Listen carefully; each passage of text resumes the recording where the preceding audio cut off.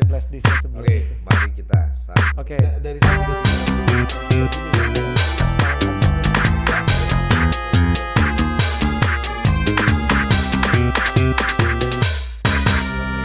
Satu, dua, tiga.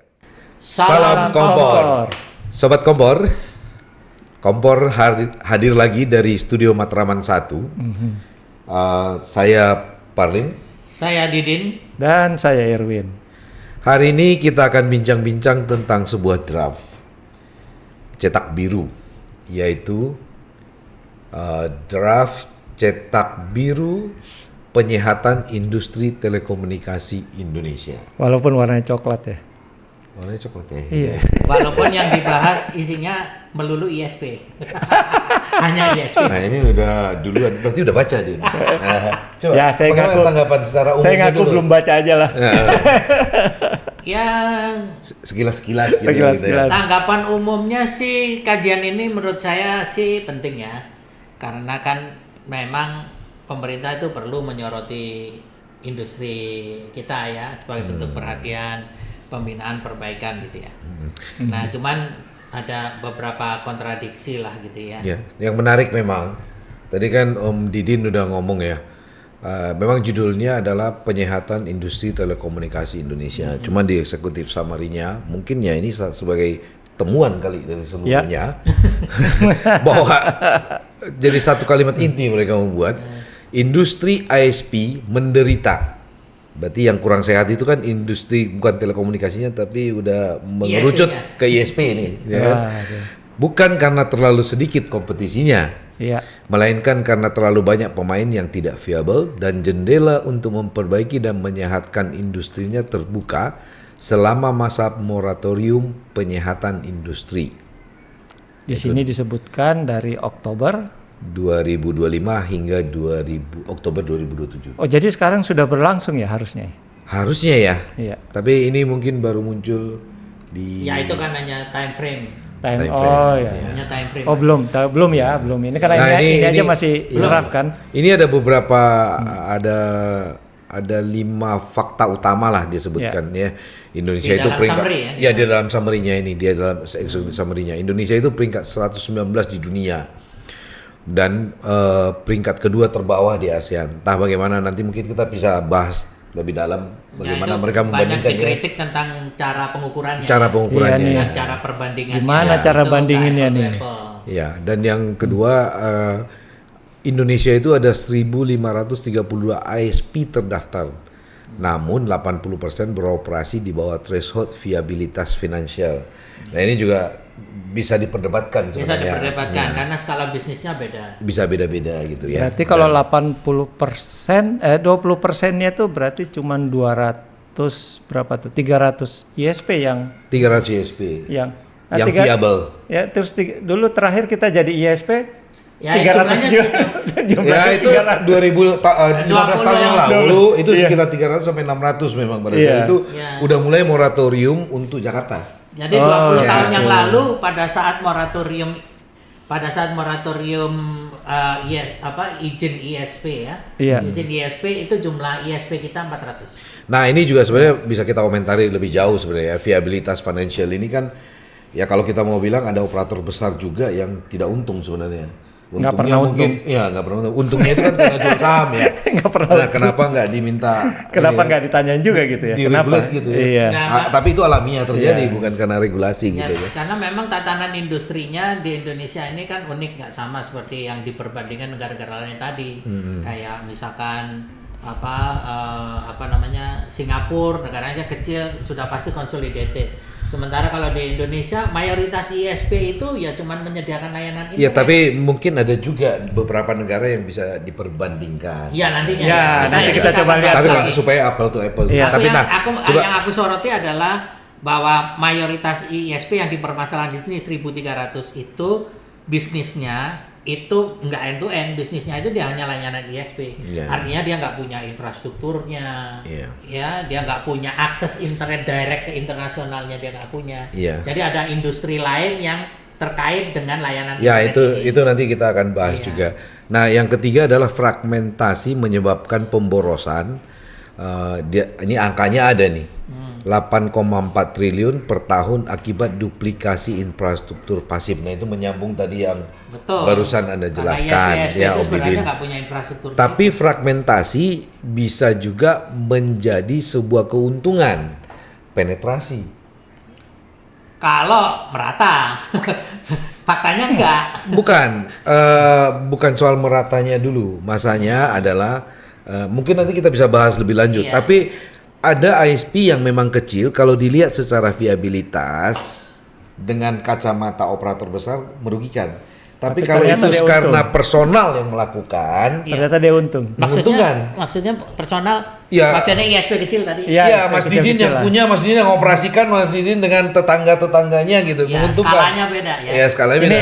Ini sama kita membandingkan skala restoran, franchise yang besar banyak di mana-mana, Sama warteg. sama yang Gerobak. gerobak yang dorong, Gerobak yang lebih kecil lagi, terus yang teriak-teriak, bukan warteg ya? bukan warteg, gerobak yang Gerobak. dorong-dorong, teriak-teriak, sate Yang gitu kan. jual satu jenis makanan. Iya.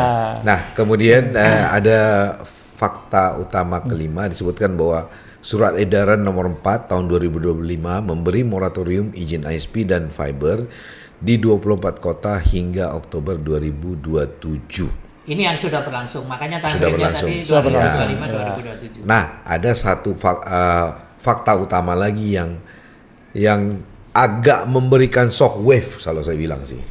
Dari 1532 tadi yang disebutkan, ini disebutkan bahwa fakta utamanya konsolidasi menjadi ke 120 sampai 180 ISP viable adalah prasyarat kompetisi sehat. Nah, ini sebenarnya kata-katanya juga banyak yang bisa kita pecah-pecah ya. Kenapa konsolidasi 120 dan 180 ya kan? Dan apa yang dimaksud dengan kompetisi sehat di situ? Ya. Ya itu nanti yang bisa kita Kita breakdown ya. bahas, Karena kan ya kontradiksi pertamanya saja sudah dari angka itu. Dari 120 sampai 180 itu tadi itu basisnya apa? Iya. Itu dia. Di dalam dokumen ini soalnya nggak hanya disebutkan Kenapa? berdasarkan benchmark dengan Jadi- negara lain. Nah itu yang nggak bisa Nah, apple to apple. saya itu selalu protes kalau soal benchmark dengan negara lain. Kenapa? Negara yang 270 juta penduduk ini itu selalu dibandingkan dengan negara yang ukuran pulau, yang negaranya tanah semua. Makanya itu tadi Iya. yang ukuran benchmark yang jumlah ISP tadi Iya. memang yang Harus- 120 180 itu dibandingkan dengan negara yang jumlah ISP-nya sama-sama besar seperti misalkan Nih, kalau- Brasil, kemudian Rusia, itu kan sampai ribuan tuh. Kalau saya mau jujur aja saya gini, kalau kita membandingkan dengan Singapura, udah pasti salah. Udah pasti salah perbandingannya. Kenapa? Di Singapura bisa melakukan standar kualitas Ya. karena sama semua. Ya, cuman dua FTTH atau seluler, ya kan? Akses itu cuma dua, FTTH seluler. Ada yang pakai satelit nggak Singapura? Nggak ada, Nggak ada, ya? Nggak ada kan? nggak ada. Mungkin nggak boleh malah. Kalau di Indonesia banyak. Nah, kalau di Indonesia ada yang pakai seluler, ada yang pakai FTTH, Malah justru mayoritas seluler. ya, Mayoritas seluler. ada yang pakai satelit, Ya. ada yang pakai dial up. Masih ada. Tapi Jangan salah loh, masih Tapi- ada yang dial up di Indonesia. Tapi for the sake of fairness juga, Iya. ya maksud saya kalau Singapura no wonder juga di dunia salah satu peringkat satu global ya ternyata Singapura. Iya, boleh lah, Peringkat satu di silakan. ASEAN, peringkat satu Iya. di global gitu ya. Nah memang satu kota, Satu kota kan? satu pulau, satu negara. Tapi begitu yang mungkin agak bisa kita perbandingkan contohnya India adalah lah. enggak ini Thailand sih. Thailand. Oke lah kita mau bandingkan sama apa? Pulau Jawa? Thailand juga satu land, Pak. Ya makanya Pulau Jawa gitu ya. Kita bandingkan dengan Ya bandingkan Pulau dengan Jawa. satu pulau Thailand aja. itu satu pulau, Malaysia juga consider satu Satu pulau. Ya, pulau aja. kita bandingkan dengan sepulau Jawa aja. Ya gitu pulau kan. aja, ya satu pulau aja lah. Gitu. Baru kelihatan. Baru kelihatan lebih fair kan? Ya, lebih bisa Ada diperbandingkan. lagi yang tidak fairnya itu adalah ukuran tingkat kebutuhan user di Singapura dengan di Indonesia beda, Pak. Gitu. Oh iya iya. Karena di Indonesia tingkat kepuasannya berdasarkan survei ABGI sendiri dengan kecepatan 50 Mbps sharing Sudah itu puas. sudah cukup, sudah puas. Sudah puas. Nah, Gitu. Beda dengan tingkat kepuasannya orang Singapura gitu. Tapi juga harus dilihat memang ini kondisinya juga. Maksud saya di Singapura itu kan kita juga hubnya kan ke Singapura ya. Iya. Kita ngambil IP transit dan sebagainya itu di Singapura sebenarnya. Iya. Jadi internetnya Iya. itu quote unquote internet itu di Singapura gitu. Yep. Jadi orang Singapura itu sebenarnya udah berada di internet. Iya. Begitu dia Betul. konek aksesnya udah berada di internet. Iya. Kalau kita kan masih harus narik kabel berapa ribu kilo ke sana kan. Kita Nah, 1000 maksudnya kiloan yang misalnya. mau dikritik di dalam dokumen ini gitu ya, dia memperbandingkannya itu kan berdasarkan price quality kan, ya price banding quality, ya kan. Nah, sementara price quality yang dipakai benchmark itu dia menggunakan Singapura, sementara ekspektasinya user di Singapura dengan Indonesia beda Pak. Kalau di Indonesia affordability-nya tinggi karena price-nya sudah berapapun price-nya itu ya sekarang yang di Indonesia mau dibilang lebih mahal atau lebih murah daripada Singapura misalkan, tapi itu affordable bagi penduduk Indonesia. Maksudnya tingkat pendapatannya juga. Bukan affordability dari Iya, maksudnya kan itu layanan itu. Ya, itu karena kan tingkat pendapatannya membuat dia affordable atau tidak. Bukan, kan? bukan berdasarkan tingkat pendapatannya Pak.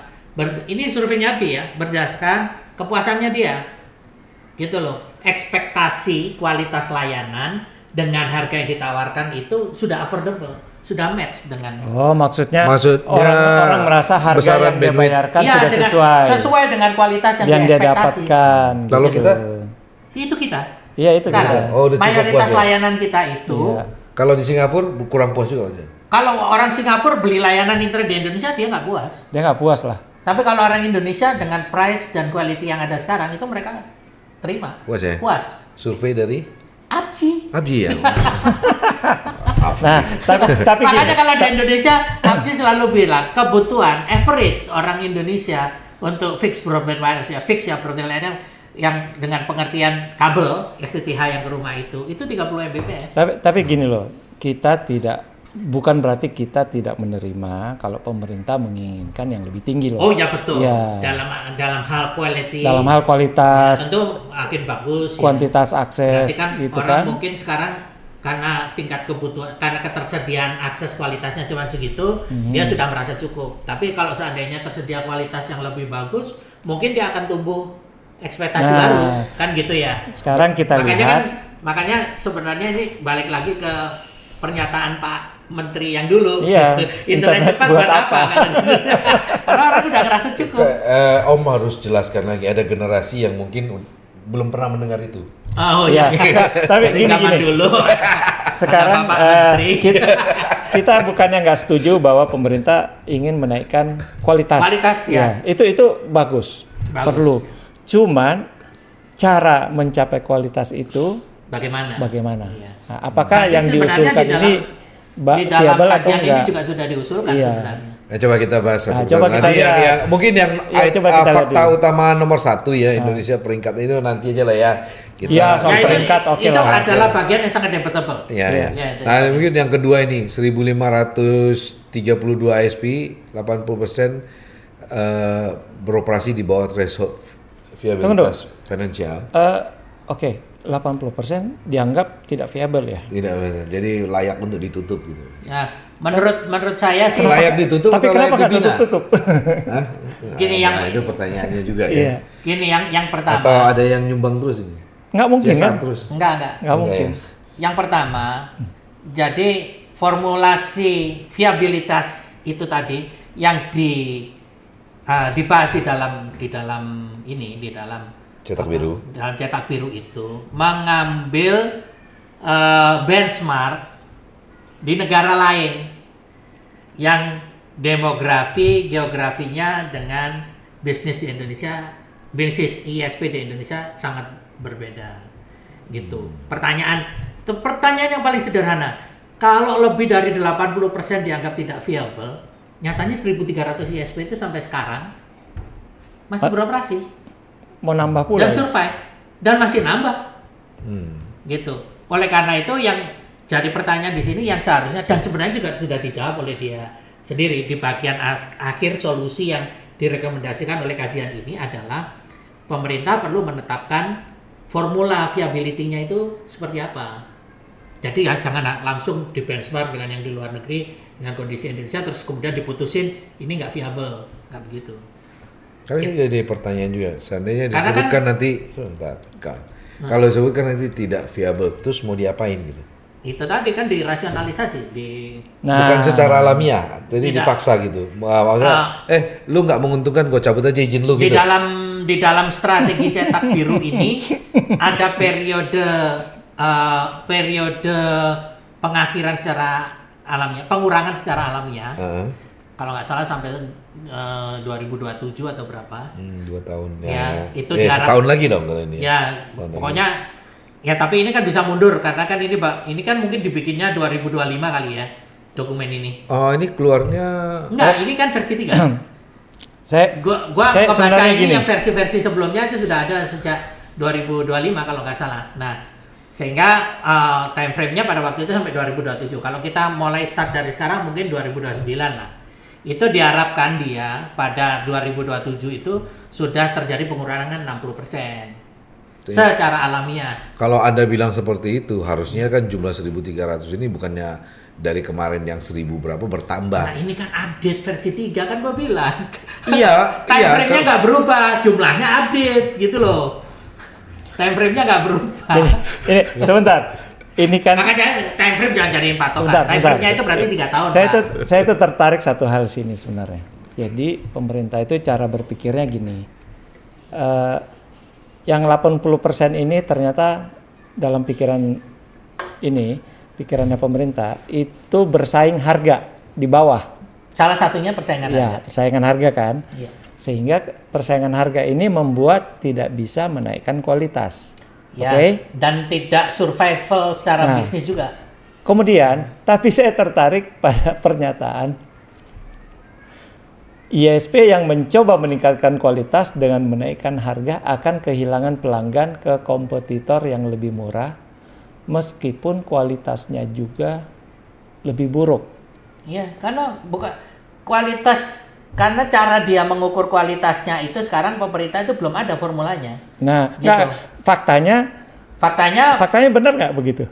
Faktanya benar begitu, karena masyarakat itu dengan yang harga yang paling murah, dengan kualitas yang paling murah pun masih tetap memenuhi ekspektasi mereka. Nah, oke. Tapi berarti itu berlaku pada level yang di segmen itu. Di segmen itu kan. Kalau misalkan yang di segmen Tapi kalau kita bicara gitu ya, segmen yang bayarin internetnya 400-an ribu sampai 700 ribu sebulan, itu berlaku nggak kira-kira? Nggak berlaku. Jadi yang jadi meskipun apa namanya ada yang nawarin misalkan sebagai contoh misalkan aku sendiri gitu ya. Iya.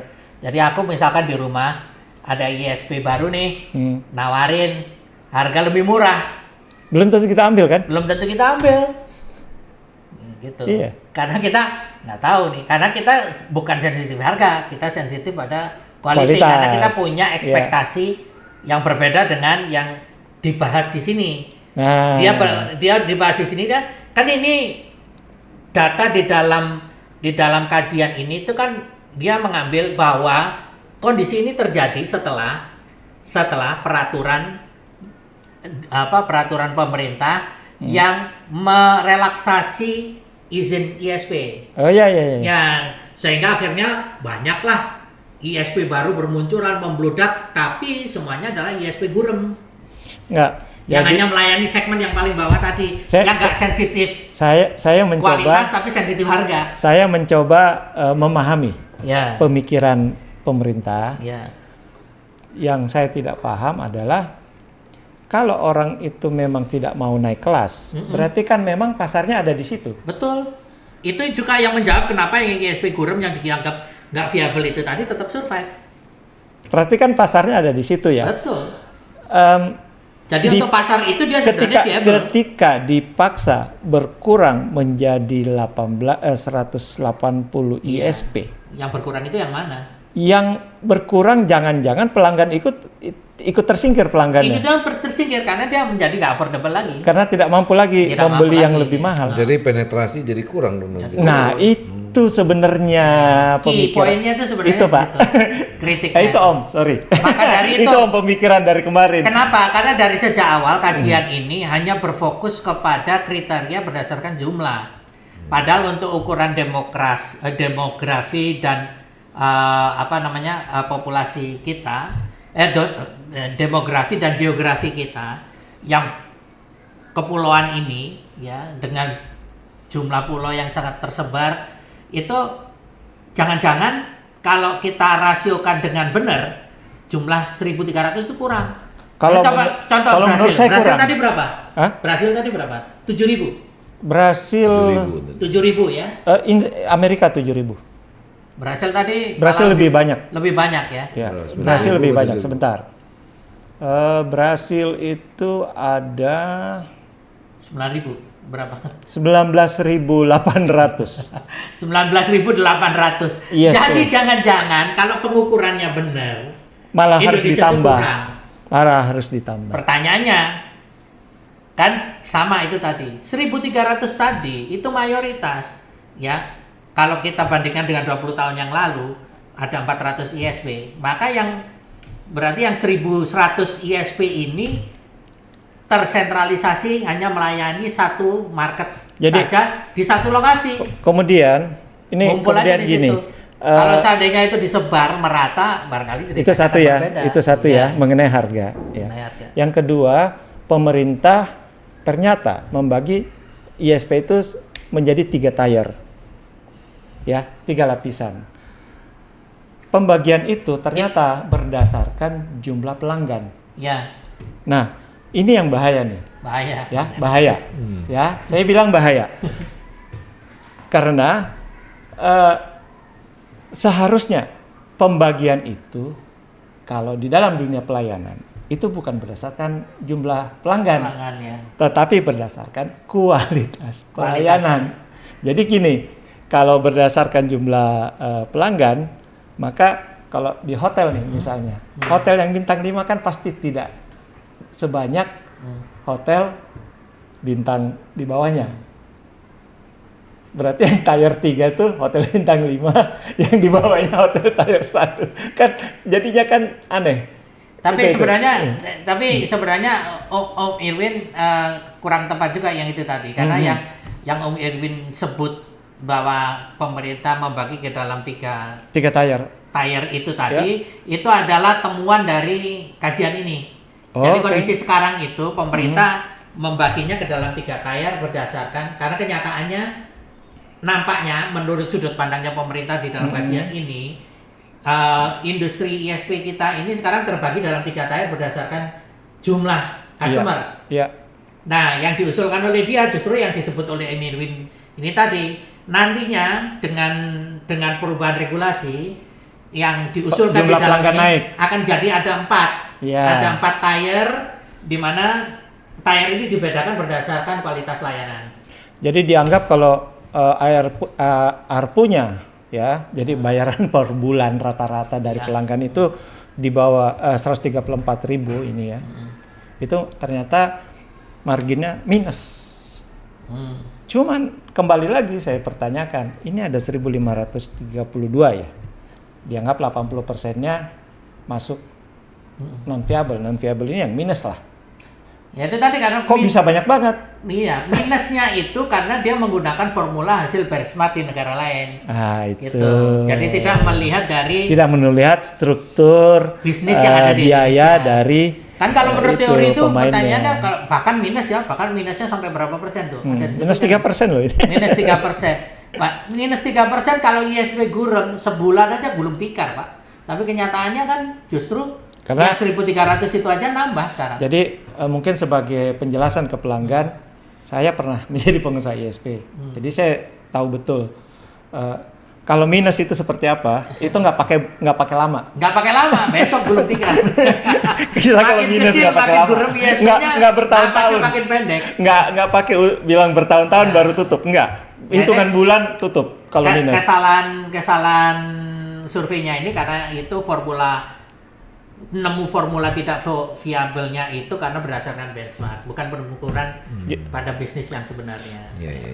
Kayaknya Om Parlin, kayaknya yang menarik itu yang kita bahas juga. Ini kalau itu oke lah ya, kita meragukan lah itu cara mengukur. Tapi ada yang positif sih sebenarnya. Ini sama-sama sepakat lah ya. Kalau soal yang satu lagi kan pemborosannya bukan di fragmentasinya mungkin ya, tapi duplikasi. Ya, ini kalau ini positif. Nah, kalau yang ini saya anggap positif nih yang kita ini. Kritiknya cuma itu tadi ya, bahwa kan itu menjadi salah satu solusi atau rekomendasi yang ditawarkan oleh dokumen ini. Kan dalam dokumen ini ada 3 solusi ya. Ada solusinya halaman berapa tuh ya? Saya lupa tadi. Ya, gua ringkas saja di sini supaya enggak ini. Di situ dia solusinya ada 5, tapi ini gua ringkas di sini. Jadi yang pertama konsolidasi jumlah ISP yang tadi sudah kita kritik ya. Jadi jangan-jangan berdasarkan rasio pemerataan, berdasarkan demografi dan geografi Indonesia jumlah ini justru kurang. Ya. Kemudian yang kedua adalah revisi dan revitalisasi regulasi mulai dari Perdirjen, Permen, PP bahkan undang-undang. Yang terutama untuk moratorium tadi ya, untuk dalam rangka untuk mengkonsolidasi tadi. Itu peraturan itu akan direvisi dan sudah dimulai karena sekarang sudah moratorium di 24 kota untuk sampai 2027. Kemudian yang terakhir dan ini yang justru penting, yaitu adalah karena Indonesia pemerintah itu belum menetapkan standar kualitas layanan dan standar bisnis yang bagus, yang profit itu kayak apa. Jadi 2 itu yang diusulkan oleh ini untuk dibikin oleh pemerintah, yaitu yang pertama standar viabilitas bisnis, yang kedua adalah standar kualitas layanan. Standar kualitas layanan ini dokumen ini sudah memilih sebenarnya yang akan dijadikan referensi itu adalah yang dikeluarkan oleh FCC Amerika ya. Jadi FCC Amerika itu nanti akan membuat kelas license berdasarkan kualitas kemampuan ISP untuk mendeliver kualitas layanan yang berbeda. Jadi yang ISP gurem tadi ya itu boleh dibilang nggak ada SLA lah. Udah pokoknya main harga aja. Ya kalau saya setuju. Gitu. Artinya gini, pasar itu kan tidak sama ya. Tidak sama. Tingkatan ya. Ada memang orang yang tidak price sensitif.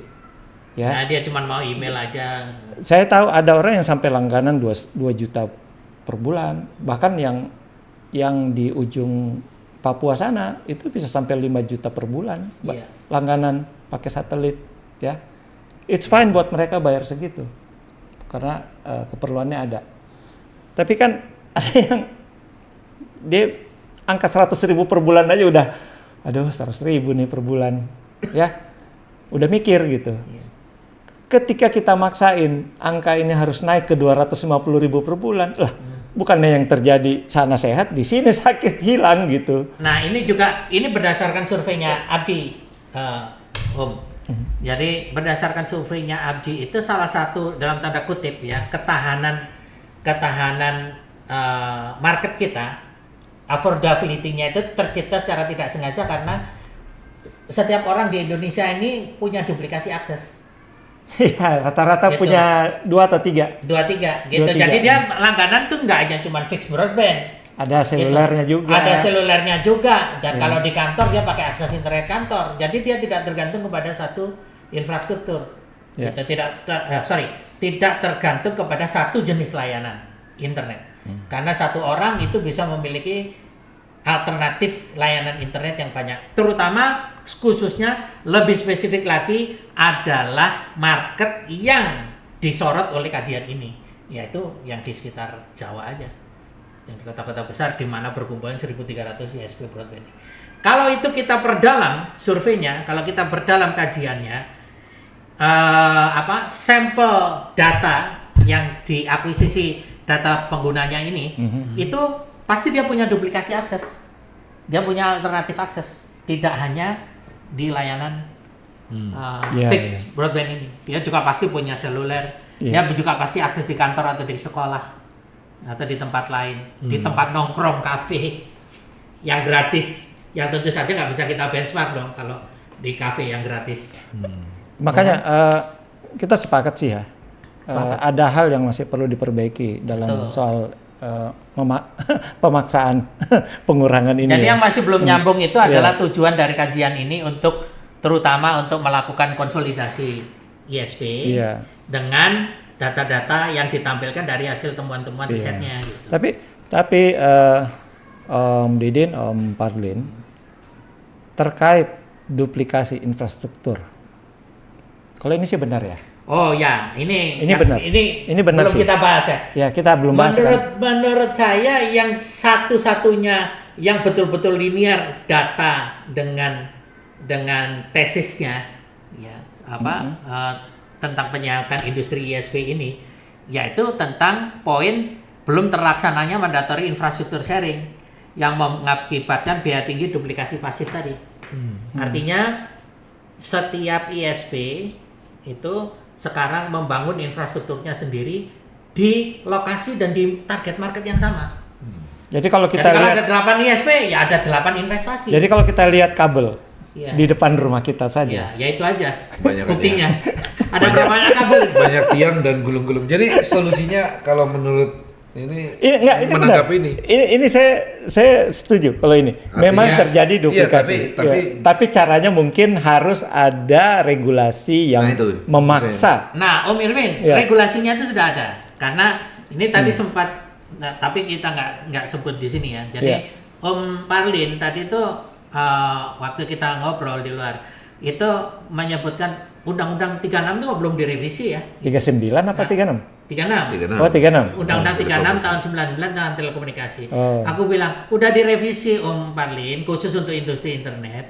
Di Undang-Undang Cipta Kerja itu sudah ada beberapa pasal di mana salah satu poin penting di dalam pasal itu adalah mandatory infrastructure sharing. Tapi itu belum dilaksanakan. Meskipun sudah masuk ke dalam PP-nya Undang-Undang Cipta Kerja. Udah ada PP-nya belum?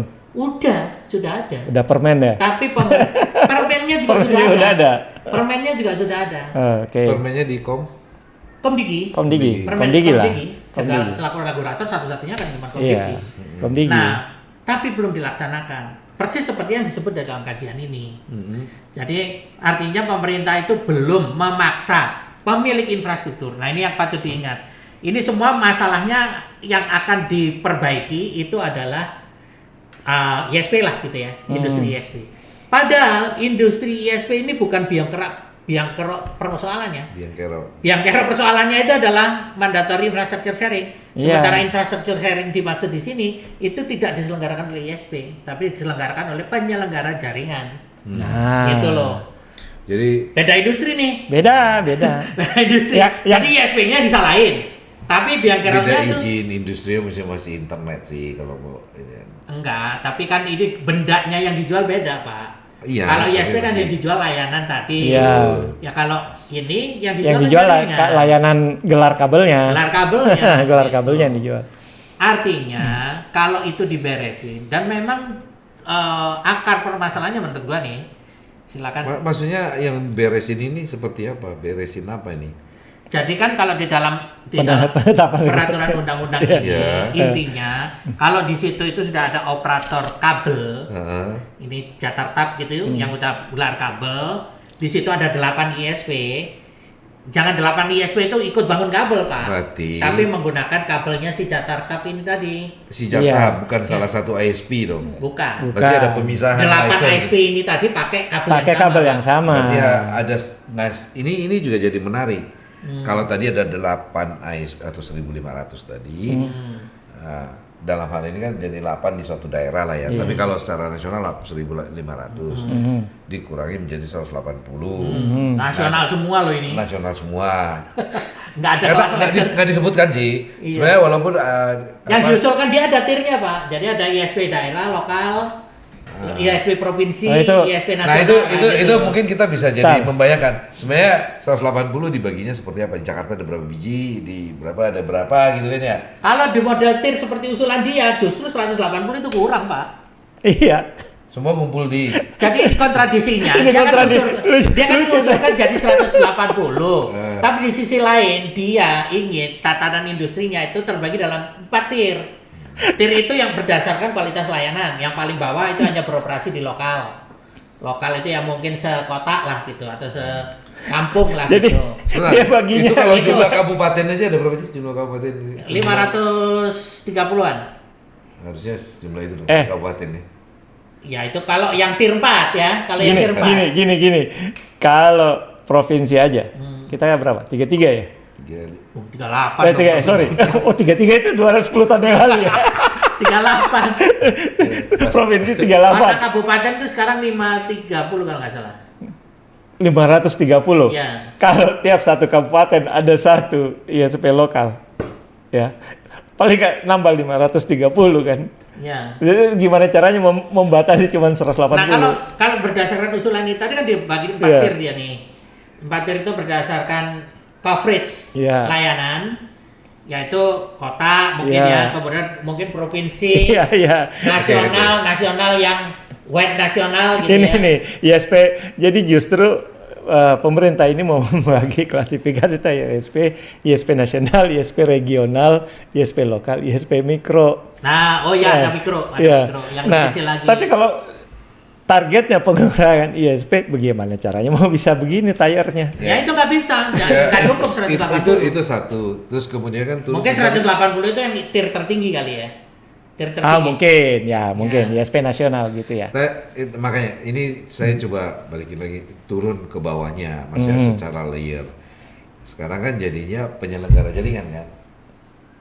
Problemnya di penyelenggara jaringan. Iya. Tadi kan ada ISP ada 8 kamu bilang katakanlah seperti itu. Contoh, di satu Contoh, daerah ada di satu 8. daerah Di 8. kampung gua lah gitu. Iya, kan penyelenggara jaringan jangan 8 juga dong, gitu kan? Enggak. Ya, satu aja. Satu aja cukup. Berarti secara nasional penyelenggara jaringan berapa dong?